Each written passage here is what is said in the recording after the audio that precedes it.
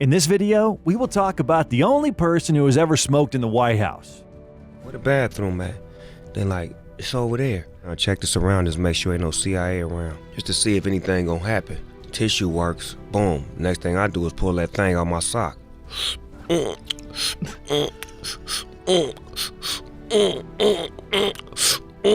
heard somebody coming. He's a streamer.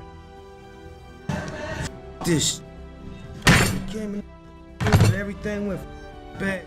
An actor. Nah, Chris, I can't let you smoke my homeboy like that, man.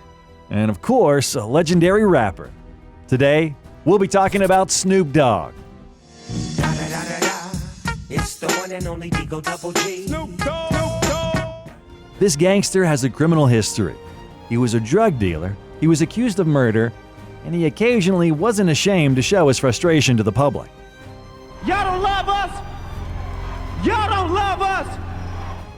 However, a little while later, he went from tough to kind and began making cool pop songs. The pigs try to get at you. Park it like it's hot. Park it like it's hot. Park it like it's hot. In this video, you will find out the full history behind his life story. Snoop Dogg, whose real name is Calvin Cortazar Broadus Jr., was born on October 20th, 1971 in Long Beach, California. 3 months after his birth, his father left the family, and his mother was the sole caretaker of the family. As a child, Snoop Dogg spent a lot of time outdoors, playing with friends and exploring the neighborhood. Young Snoop had a good childhood in the 70s, but in the mid-80s, everything changed when the drug game was offered to him. It caused divisions at home and eventual separation from his mother. She kicked him out of the house when he was 17 years old. He slept in his car for 2 months before being taken in by a woman who became, in a way, his adoptive aunt. It was like I learned how to be like a counselor. I learned how to be like all of this as a kid. Does that feel like it helped you now? I swear to God, it does. Initially, he wanted to become an athlete, his interests being football and basketball. He looked up to athletes like Magic Johnson, Kareem Abdul-Jabbar, Muhammad Ali, and Sugar Ray Leonard. Also, Snoop grew an interest for acting and music. In the end, he chose music. His introduction to hip-hop began from Count Cool Out and Jimmy Spider. When I reached the age of a cool 16, I went to the college on the rhythm scene. And though I had math, gym, and history, I didn't get to dance with them all that night, cause at the break of dawn, I saw a sun like a... His first rap lyrics were so bad because he rapped about things that he didn't have, and he was lying about who he was. Snoop was better at freestyling than in writing lyrics. You remember the first lyrics you wrote, the first song that you wrote? It was a song called I'm a Poet. How old were you? Probably about 11 or 12. Uh-huh. Yeah. Do you remember any of that song? It was garbage. It was bad? So in junior high school, he formed a rap duo with Sean, who was 1 grade below him. His friend had equipment at home, so the tracks were recorded at his place. If anything, in the future, Sean will also grow up to be a rapper, and he would perform under the pseudonym of Domino. Also, he began actively communicating with Nate Dogg and Warren G. He met Nate when Snoop got to Poly in '86. They often had the same classes, so with every passing day, their friendship only got stronger. Warren G knew Snoop ever since he was a kid. They lived in the same neighborhood, went to the same elementary school, and played football together.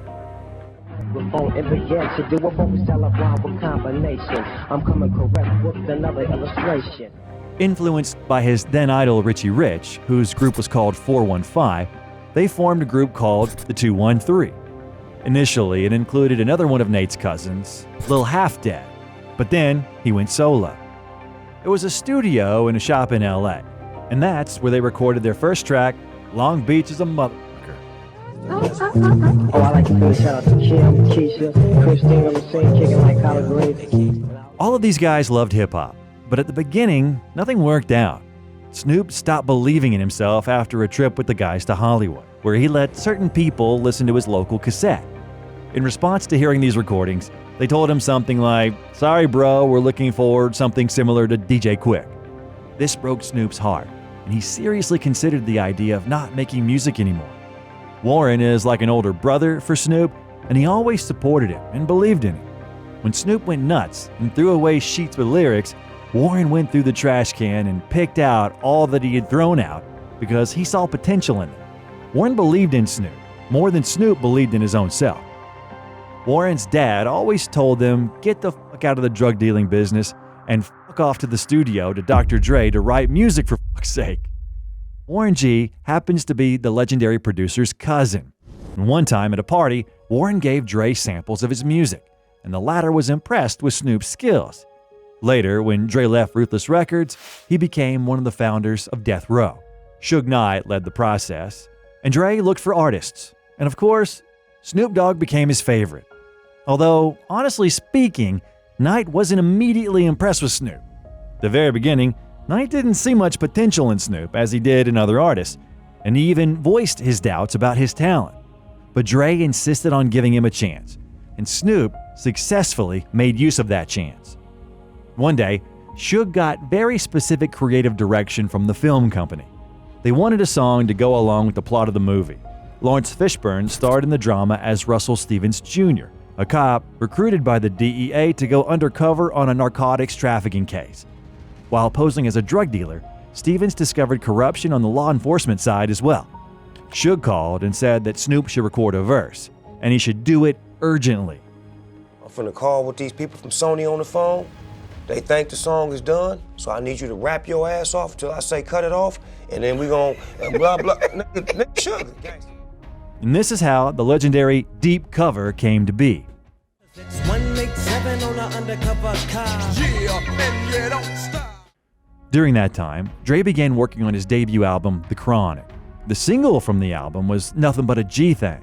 It's like this and like that and like this and it's like that and like this and like that and Snoop partakes in 10 out of the 16 tracks. Thanks to this release, more and more people started to find out about Snoop. Late nights, I wonder what they getting for. Early morning on the corners, what they hitting for. At that time, Dre had a beef with Eazy-E, and Snoop had to stick up for his friend and mentor. Fuck Mr. Rourke and Tattoo, aka Jerry and Easy. Tryna check my homie, you best check yourself, cause when you diss Dre, you diss yourself. That's how I was with Eazy-E, nigga. I loved Eazy-E. Right, as a kid. But I never could be friends with Eazy-E when I got with Dr. Dre. I could never say, damn, Eazy, you a bad, what you call you? It's hard. I always had to be like, nigga, nigga. How many niggas out there like Eazy-E? Easy motherfucking. We don't love that nigga. Because that's the stance I was in. Did you ever get to tell her? Never. Oh, man. Never. In 1993, Snoop's debut and most popular album, Doggy Style, was released, and it was produced by Dr. Dre. After the release of this cover, Snoop became a superstar. And it is worth admitting that it was this specific album that took G-Funk sound and gangsta rap to the next level. And if previously people had feared gangsta rap, then this album showed the complete opposite. It showed that it is possible to dance to it and have a good time. So much drama in the LBC, it's kinda hard being Snoop D-O-double G. The depths of the sea, back to the black Snoop Doggy Dogg, funky, yes, the doc. Snoop was the main superstar in Death Row Records, and that was the case until Tupac showed up. The fact that Pac is most likely joining the label became known at the tragic Source Awards of 1995 when Suge Knight said hey to Tupac. I'd like to tell Tupac keep his guards up, we ride with him. But then he dissed Puff Daddy. Any artists out there want to be an artist and want to stay a star and don't want to have to worry about the executive producer trying to be all in the videos, all on the record, dancing. Come to Death Row. These words ruined the friendship between Bad Boy and Death Row. After that, the Hall started reacting to the West Coast rappers differently, which was felt by Snoop Dogg himself when he came out on stage with Dr. Dre when his friend won the Producer of the Year nomination. Dre had won the award, and he was about to say something, and I just took the mic and was like, fuck, I need to say something. The East Coast don't love Dr. Dre and Snoop Dogg. The East Coast ain't got no love for Dr. Dre and Snoop Dogg and Death Row. Y'all don't love us. Y'all don't love us. Well, let it be known then. We know y'all East Coast. We know we at East Coast. I mean, we could fast forward, but at that moment, did you feel like, man, that was a lot? Did you understand the size of it then? Nah. After this scandalous ceremony, Suge flew to Tupac, who was accused of sexual assault, to make bail of $1.4 million. By the way, Snoop was one of those who asked Suge to free Pac. And so, after the release from prison, Snoop took part in the All Eyes on Me album. You're doing your job every day, and then you work so hard till your hair turns gray. However, after Tupac's arrival, everything changed. He became the closest person to Suge. Pac wrote tracks as he went, but with Dre's meticulousness in making music, he didn't like it. And to add to that, he didn't like the atmosphere at Death Row. He decided to walk out, and Snoop was in disbelief as he did not discuss this decision with him prior. He anyway continued working on his second solo album, The Dogfather, at a time when Pac and Suge were saying that they didn't need Dre. Snoop didn't agree with that. He greatly respected Dre, but he understood that if he wants to go to Dre, then he'd be in trouble. Oh, and at that time, Pac also had an ongoing beef with Biggie and the entire crew at Bad Boy Records.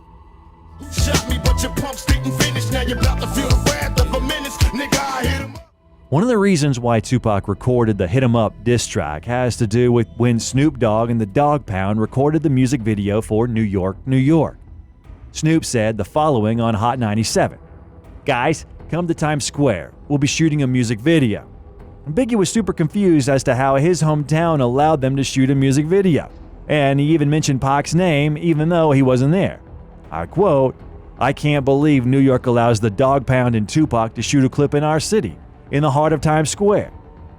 And that was sort of kind of like why Tupac had like animosity towards me, because he knew that that happened to me, and he suspected that that happened to him by the same circle, and I was still willing to forgive. When he was locked up, I was the gangster. So when he gets out, he expected me to stay the gangster. The pinnacle was when Tupac, Snoop, and the whole Death Row crew were in New York in early September 1996 for the 1996 MTV Music Video Awards. First, Snoop did not show up for rehearsal and recording of his appearance with Tupac on Saturday Night Live. Then, in full East-West feud, Snoop went on a local radio station stating that he had nothing but love for Biggie and Puffy. Tupac was especially offended because, as Napoleon of the Outlaws recently said in an interview, Snoop and Tupac had been recording songs dissing the two just before Snoop uttered these words.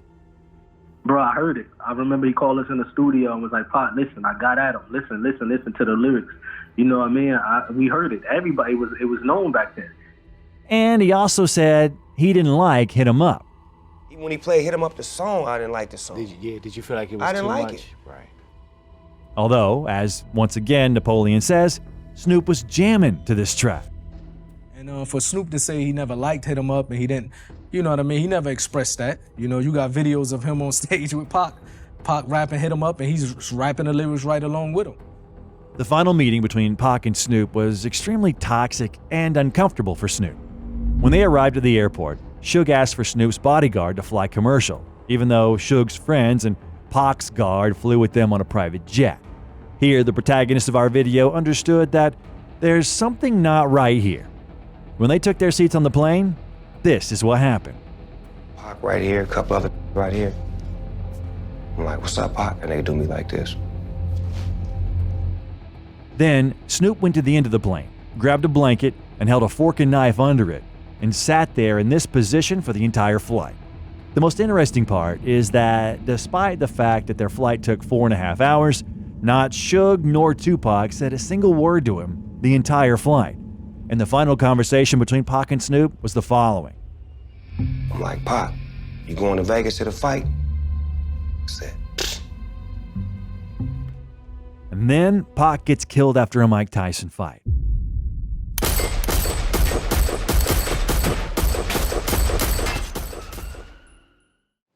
I drove down there to the hospital because I wanted to see my nigga, you know what I'm saying, make sure he was straight. I'm thinking that he was gonna make it. Snoop fell into a serious depression, not knowing what comes next. But he knew that this shit needs to end. Plus, he was all about peace. Because the only thing we could do to make it easy is get together and try to make songs and try to go on tour together and show that it's not a rivalry, it's peace. And that's, from my point of view, I got my hand out to any rapper that want to go on the road with me and make some money and make it happen.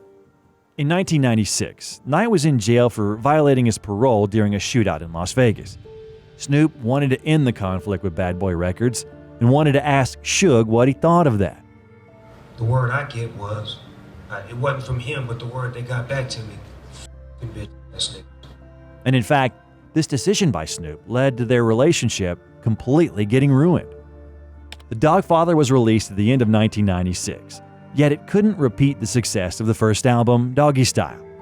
In this album, there's not a single verse from Pac and not a single beat from Dre. Yeah, and the album clearly differs from the first one, which is why many didn't like it to begin with. Like a dub, I come from up above. You tripping on your girl cause she showed me love. I was so gangster on my intro and so gangster with the way I was living. Like, why don't you want to be gangster anymore? Well, how about I'm fighting a murder case?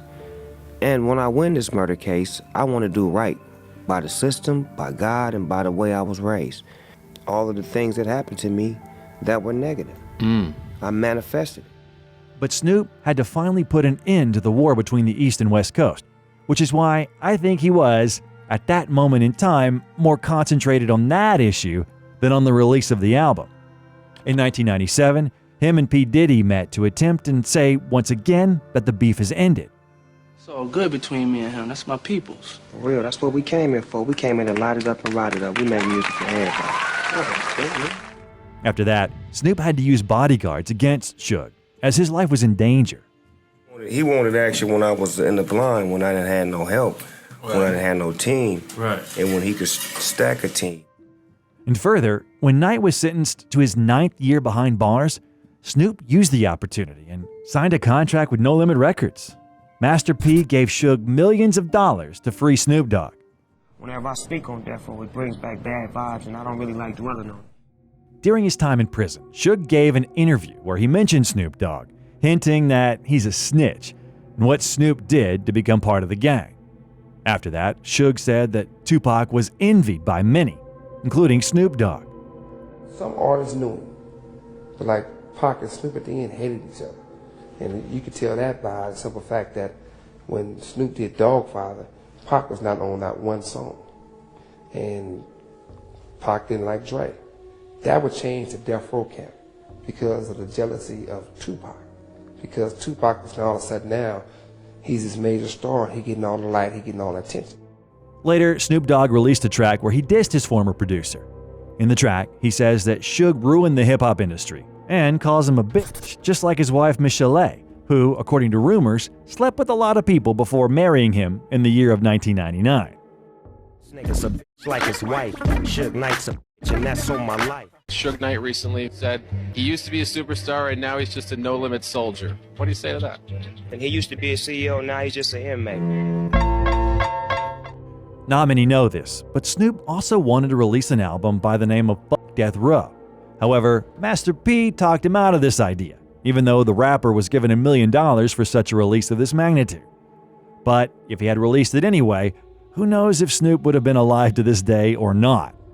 However, a few tracks were leaked online, and this is one of them. No more days to prance around on the streets. I got to watch my back and get some motherfucking heat. In his own documentary film, Suge talked about how he saved everybody and got stabbed in the back in return. I took on a fight for these clowns because I didn't want them getting robbed. And they crossed me. Here, Suge talks about a moment that we didn't talk about before. An incident took place in 1993 that could have led to Snoop ending up behind bars. Philip Woldemariam, a member of a rival gang, was shot by the bodyguard of a rapper called McKinley Lee. According to Malik's words, Woldemariam reached for his gun, but Malik turned out to be faster. Tried to run at us, and the guy grabbed him, he pushed him. And when he pushed him, he reached. And when he reached, that's when I fired. Snoop himself went to the police and turned himself in. Suge Knight didn't like such a dynamic, and he went on Interscope and said Snoop Dogg should be freed or else we'd be losing a major star. In the end, Snoop was released on bail in the amount of $1 million. But the issue wasn't over yet. Damn, then you got a murder and you out? Suge made shit happen. During the trial, Snoop's debut album, Doggy Style, was #1 worldwide The rapper celebrated the success of his hit song, Murder Was the Case. From the other side, recognize my face 'cause it's the OG, Eagle, double G, LBC. The prosecutors built a large part of their case around the album's violent lyrics. Interscope did everything so that he would not end up in prison. In court, lawyers said that this is self-defense. The police didn't even look further into this case. The victim was a gangster, and Snoop was represented like the biggest rapper in the world. In the very end, him and the bodyguard were acquitted of the murder charges. Suge lost almost $10 million over this case. After the case was closed, Snoop gave the lawyer who wanted to charge him a lot of shit. All them pennies you put on the table, they mounted up to nothing. Bobby Grace, nothing. Uncle Tom's nephew, from me to you. But do you feel he was doing his job? No, he wasn't doing his job. If he was doing his job, he would have called the case off. That's doing your job. Seek justice. He knew we was not guilty. He knew that. He knew McKinley Lee acted in self-defense. McKinley Lee has never, ever, ever, ever been involved with gangs. I have. McKinley Lee has never been involved with gangs. He was the trigger man. So what's the whole case about? Oh, it's about Snoop Dogg being gang affiliated, but Snoop Dogg didn't pull the trigger. He drove the car away from his bodyguard acting in self-defense. After that, the tension in their relationship persisted. Suge repeatedly announced that Snoop is a backstabber, and he quit the label during a tough period and moved to No Limit Records. He also voiced the idea that Snoop should have been more grateful for the opportunity that Death Row gave him in his career. They even met up in 2013 and sorted out their issues, and everything was seemingly fine between them. It wasn't until the year 2022, after Snoop Dogg acquired Death Row, and Knight made some comments in which he expressed his disappointment. He said that this event doesn't bring him joy because, according to him, Snoop just took over his old home and used it for personal interests. Knight made it clear that Snoop still does not understand that Death Row was built on his own work, effort, and business decisions. He also claimed that Snoop just took it because he had the opportunity to, but that he does not consider him the true owner of it in the way that it was during Knight's time. Alright, but come on. Now let's get back to the 90s, as we've already skipped too much ahead, as there were a lot of interesting things that went on. After Snoop joined No Limit, he reunited with Dre. His mentor produced 3 tracks for his album No Limit Top Dog. Get the money everywhere that I go. I bust a bitch and take her money for show. And then the album 2001 was released. Snoop was a vital part of the album. Still DRE and the Next Episode became legendary tracks. And, well, the entire album in general is considered a classic. Representing for the gangsters all across the world. Still hitting them corners and them lolos, girl.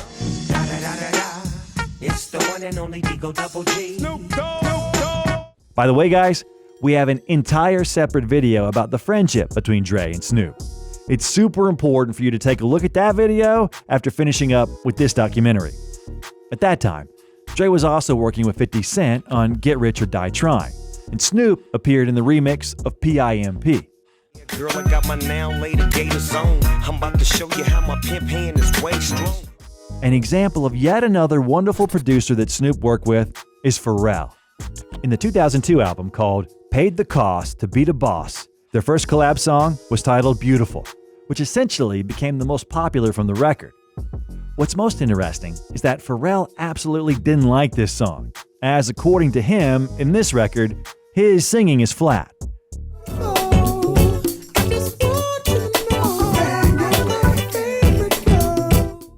And, well, already in 2004, the one and only Drop It Like It's Hot was released on Rhythm and Gangsta, the Masterpiece. As Snoop says, prior to this acquaintance, he thought that he needed to be tough to be respected.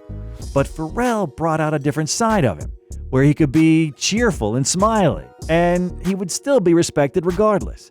And so, in that moment, he parted ways with his gangster style. The pigs try to get at you. Park it like it's hot. Park it like it's hot. Park it like it's hot.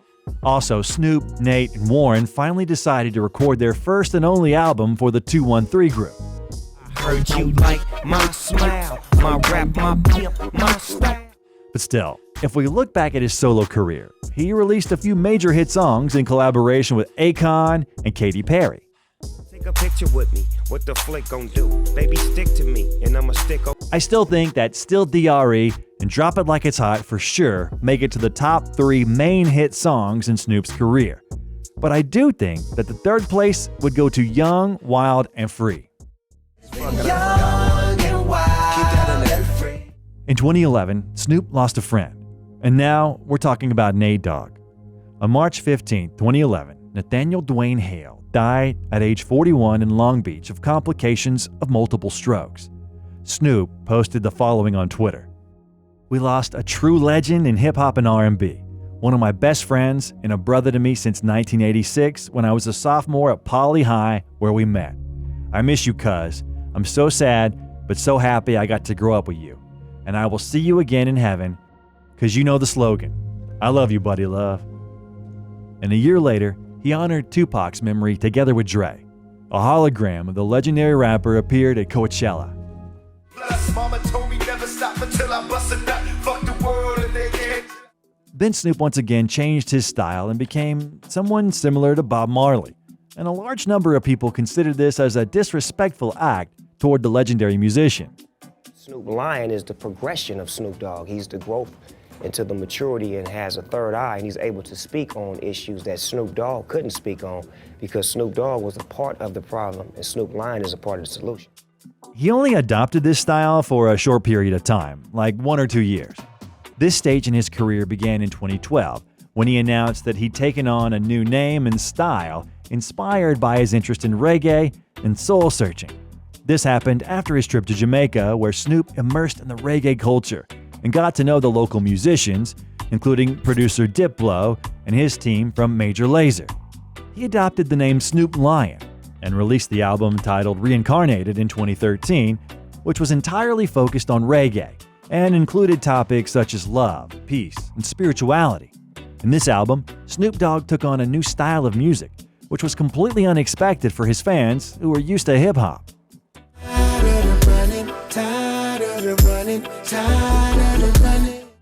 However, already in 2014, Snoop went back to his previous ways and style. He explained that the name Snoop Lion became a very important stage for him in his journey of self-discovery and in his music, but that he had chosen the name Snoop Dogg again because it was more suitable for his future work. By the way, while in this style, Snoop participated in the shooting of Scary Movie 5, where you all saw him and you remember this legendary scene. We're gonna roll one blunt and we're gonna get up out of here. Just one? Just one. They won't care, huh? Man, just keep running. Holy. Snoop tried many different roles for himself, from being an entrepreneur to a lead host on his own show. But I want to think that many agree he was a hell of a streamer. You friendly? I just want some snacks. I'm always friendly. Say, are you friendly or not? Like funny slippers, man. Hey, look here. I'm gonna ask you one more time. Are you friendly or not? I am friendly. Look, I'm dancing. Okay. Turn around. Let me see what you're working with. Oh. Don't cry. Oh my God. Oh yeah, you fuck. Complete to Randy Moore. This shit. Came in fucking room and everything went bad. In my opinion, is that his most legendary moment is when he forgot to turn off the stream. And when he returned home 8 hours later, he was shocked at how this had happened.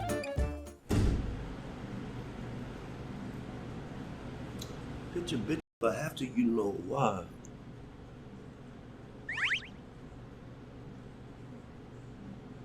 Am I still streaming?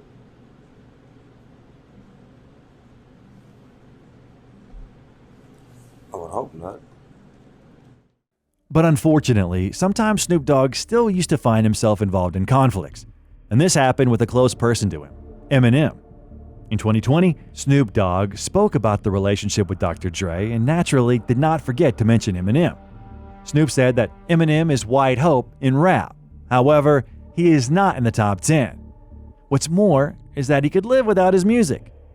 He could be labeled as one of the top 10 rappers ever. I don't think so, but the game feels like he's top 10 lyricists and all that comes with it, but that's just because he's with Dr. Dre, and Dr. Dre helped him find the best Eminem that he could find. when you talking about this hip hop that I can't live without, I can live without that. Eminem responded in the song Zeus. Marshall said that he's used to being dissed, but not from people from his own circle. It's like a damn god to me. Nah, not really. I had dog backwards. After the diss track, Snoop posted the following on Instagram. People can't communicate, think everything is an argument. Back in the day, if someone hated you, it meant you did something wrong. Nowadays, it means you did something right. And later, Eminem discussed the situation on Shade 45, where he said that when Snoop talked about him in an interview, it was all acceptable until the point when Snoop Dogg said that he could live without Eminem's music. And Marshall considered that disrespectful. Like, everything was good until, like, you know, it was more like, I think it was more about the tone he was using that caught me off guard, because I'm like, yo, where is this coming from? I just saw you, like, what? You know what I'm saying? Like, it threw me for a loop. Again, I probably could have got past the whole tone and everything, but it was the last statement when he said, as far as music I can live without, I can live without that shit. Now you're being disrespectful for, like, it just caught me off guard. On an Eminem fan page, Snoop reacted to these words and said, "Pray I don't answer that soft ass shit." In 2021, Snoop showed a snippet of the song Talk That Shit to Me, in which we could hear a handful of alleged references about Eminem. The beginning of the song starts with the words urging Eminem to calm down. And then, in the second verse, he mentions the word kamikaze. And Kamikaze is the name of Eminem's album from the year 2018. Kamikaze for me in my concentration camp. But we had to take it back, cause really ain't no cake in that. This so-called beef could have gained more fuel. However, after Dr. Dre ended up in the hospital with a brain aneurysm, fans urged them to sit at the negotiations table. In an Instagram post where we see Dre, Snoop Dogg, and Eminem, he captioned the post saying that everything is all right. In 2021, Snoop gave an interview in which he apologized to Eminem. And I felt like I was out of pocket. You know what I'm saying? And I apologized to him and I let him know. And I'm just better at myself. You know what I'm saying? I make mistakes. I ain't perfect. I'm Snoop Dogg. In 2022, Eminem and Snoop Dogg collaborated together. And they also recorded an interview where they mentioned the legendary music video for Still DRE, and Eminem forgot he took part in the music video. When you on the beach running on that video? Was I in that video? Yeah, you was running on the beach. That was like your debut album. I was? You was running on the beach. Why with the no clothes on. You was running on the beach with damn near no clothes on. I don't even, what? It was a bunch of girls around you and all of a sudden. Oh yeah, okay. Now I remember. Come on, man, quit playing. Yeah. You know, Dre had you right up in there. In that same year, the legendary event of the Super Bowl halftime show took place, in which Dr. Dre was responsible for. And of course, one of the participants of this show was Snoop Dogg, where they rapped the legendary tracks together with Eminem, 50 Cent, Mary J. Blige, and Kendrick Lamar.